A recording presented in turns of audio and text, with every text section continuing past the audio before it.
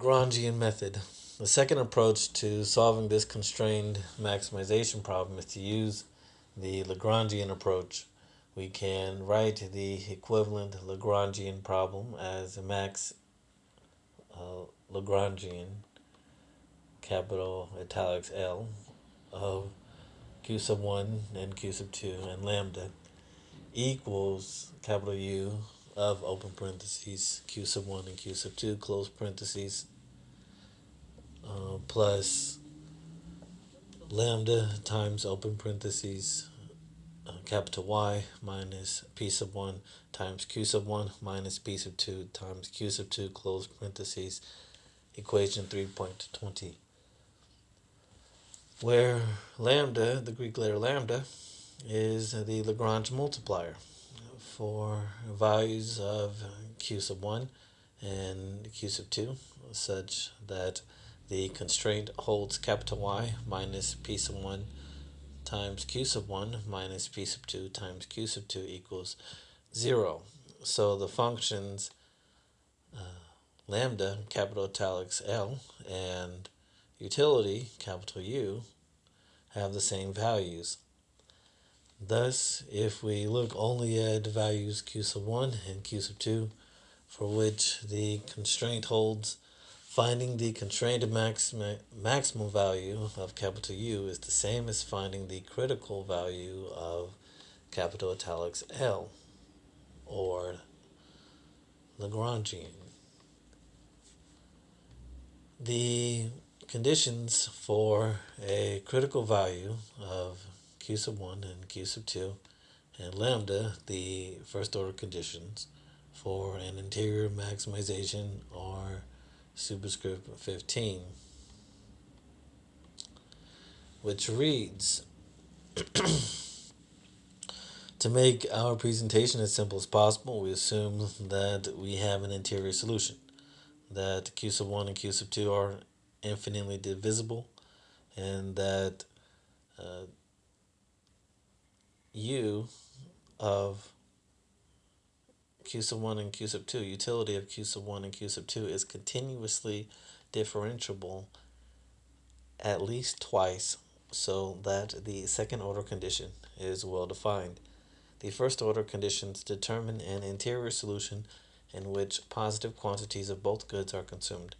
If these conditions do not predict that both quantities are non-negative, the consumer is at a corner solution.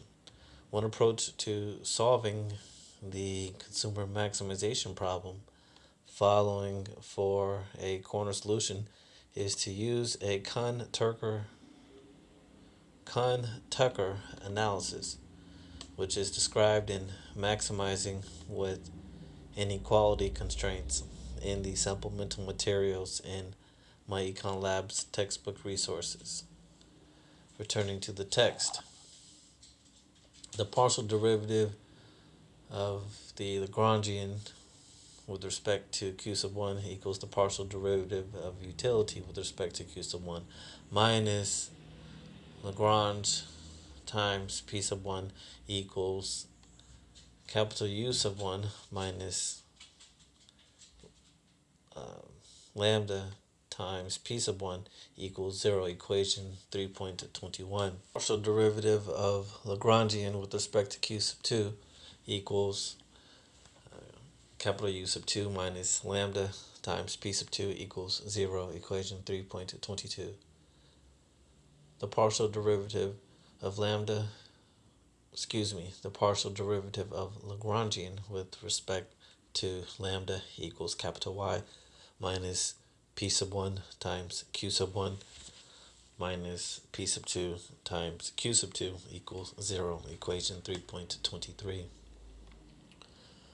Equation 3.21 shows that at the optimal levels of q sub 1 and q sub 2 and lambda, the marginal utility of pizza, capital U sub 1, equals the partial derivative of utility with respect to q sub 1 equals its price times lambda. Equation 3.22 provides an analogous condition for burritos. Equation 3.23 restates the budget constraint. These three first order conditions can be solved for the optimal values of q sub 1, q sub 2, and lambda. Again, we should check that we have a maximum. See the calculus appendix at the end of the book. What is lambda? If we equate equations 3.21 and 3.22 and rearrange terms, we find that lambda equals capital U sub 1 over P sub 1 equals capital U sub 2 over P sub 2, equation 3.24.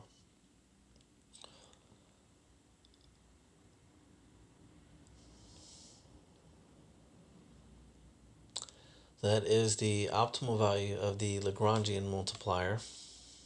Lambda equals the marginal utility of each good divided by its price, capital U sub I over P sub I, which is the extra utility one gets from the last dollar spent on that good, equation superscript 16, which reads, more generally, the Lagrangian multiplier is often referred to as a shadow value that reflects the marginal rate of change in the objective function as the constraint is relaxed. See the calculus appendix at the end of the book. Returning to the text, equation 3.24 is the same as equation 3.14, which we derived using a graphical argument.